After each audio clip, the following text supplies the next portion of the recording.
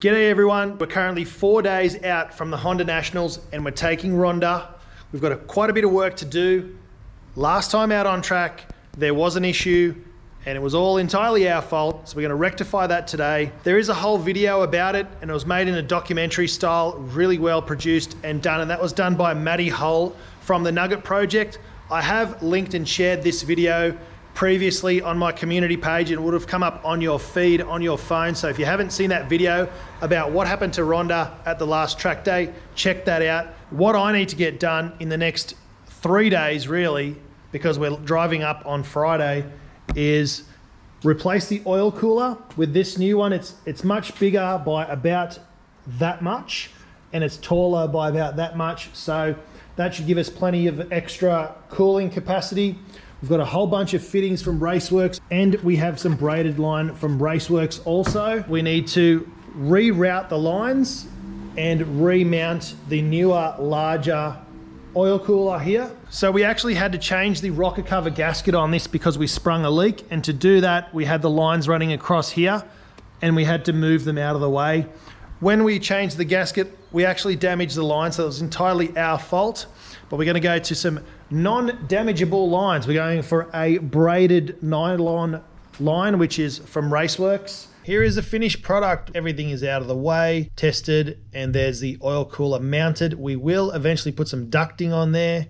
Check out the power steering cooler and also my ducting to the air filter. For this, we had to kick the radiator back about 1 inch. But there it is, all mounted up.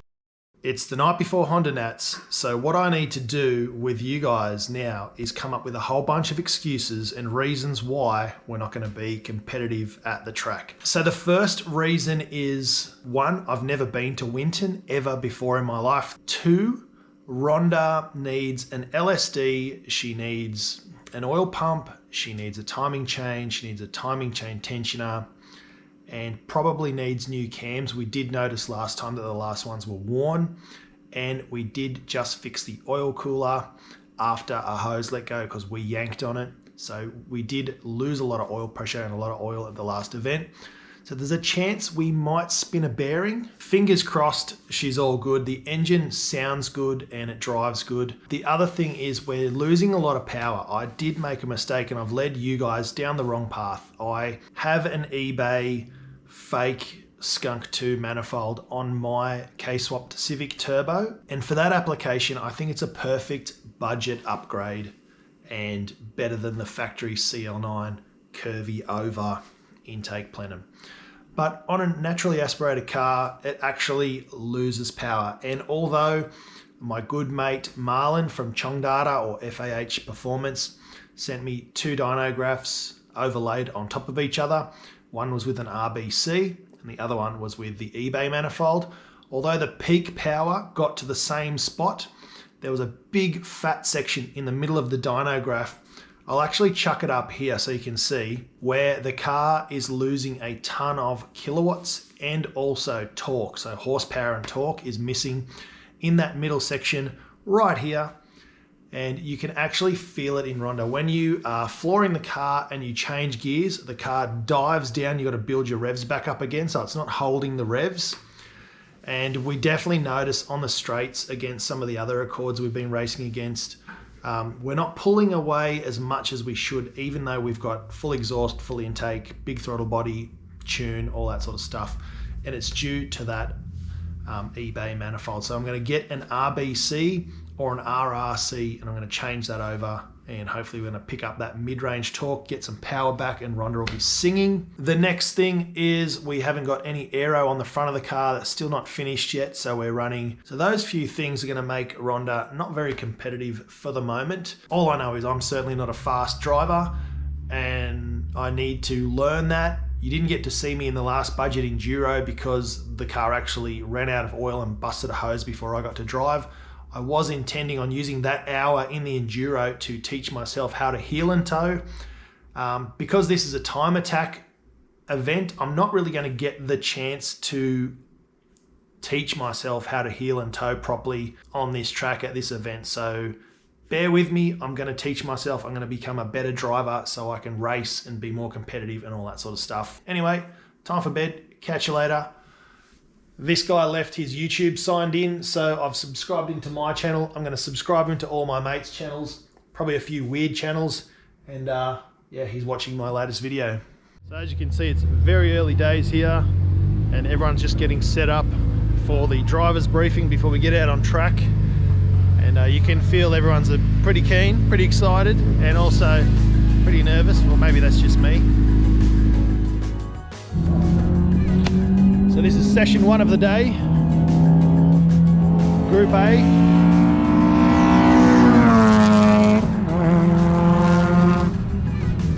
It's probably already faster than Rhonda, but there's another record. There's quite a few here today.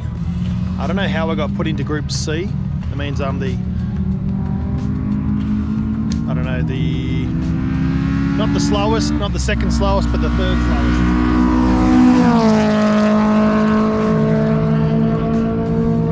I think they're giving Rhonda and also me a little bit too much credit. We might get moved down a class, guys.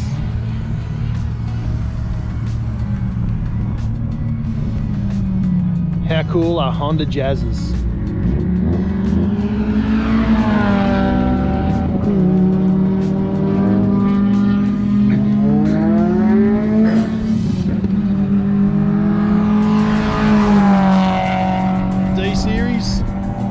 We got 2 Accords coming around, turn 11.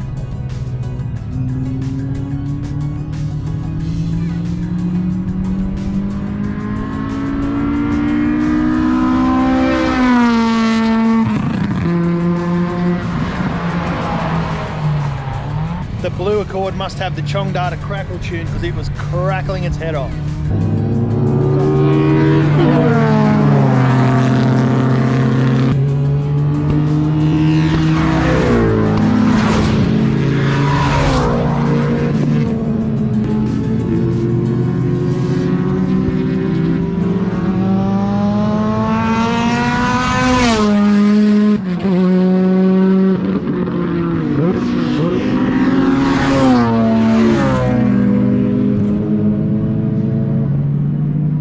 Here we are gearing up for my very, very first lap of Winton Raceway ever in my life in any car.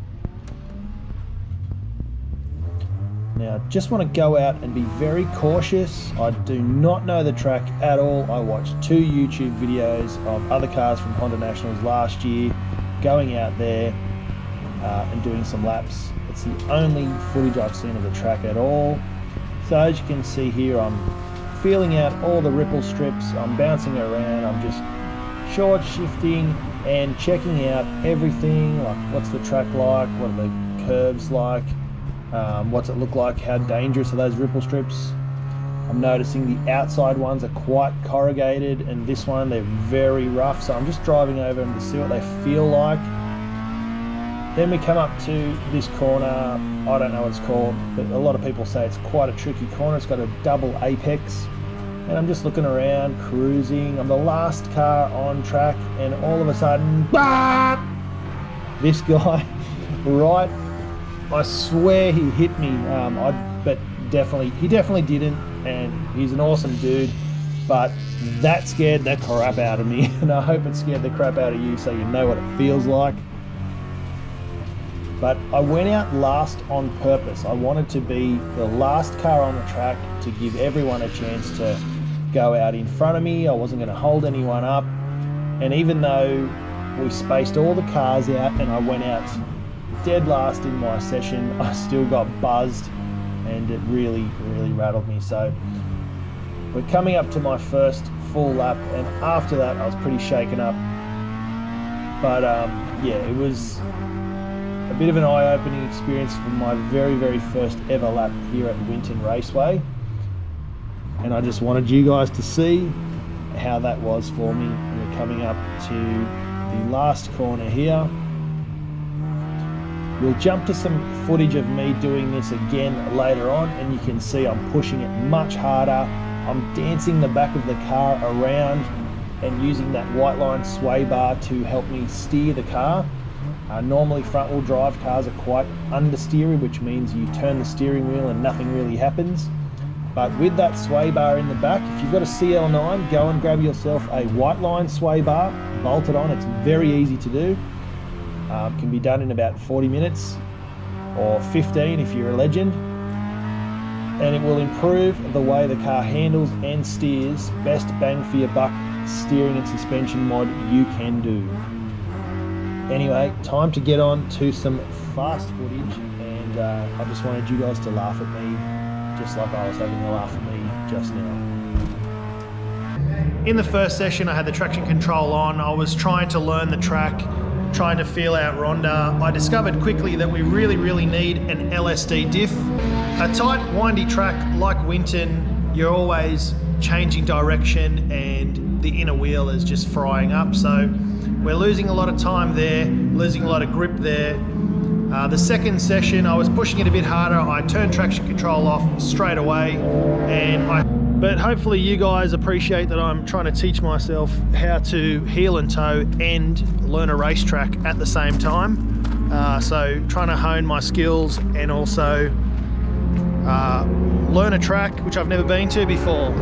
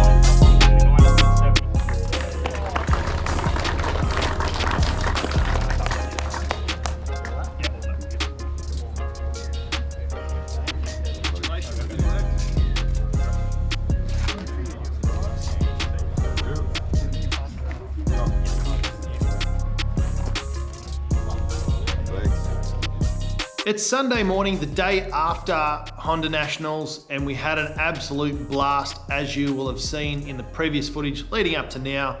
I'm rocking my Honda Nationals t-shirt and a whole bunch of merch that I bought for me and my missus and my friends as well. So that's going to be going down a treat in the garage and out in the street meets for the next 12 months. The merch is really good quality, and I'm most proud of this one.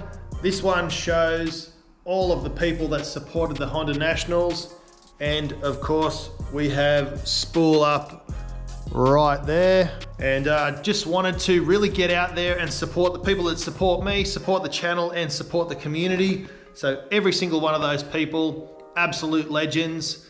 I really hope that you guys watching at home, the people that came to the event and the people that couldn't attend the event, really look after those guys that supported the Honda Nationals. It couldn't have been done without those guys. And we just, all of us, myself including, wanted to give back to the Honda community, and it was a really, really fun day for everyone involved. Everyone was smiling the entire time. Everyone was just happy to be there. Yep, we were all tired. Some people had come from Western Australia. Some people had come from Sydney. Those are the furthest that I knew of. Definitely Western Australia, the whole other side of the country, full west coast to the east coast or southeast coast, to come and do the Honda Nationals. And I got to say, I spoke to those guys, pair of larrikins and some really, really wild Civics time attack builds. So I wanted to touch base about Ronda and list off my excuses for why we didn't do a much better time.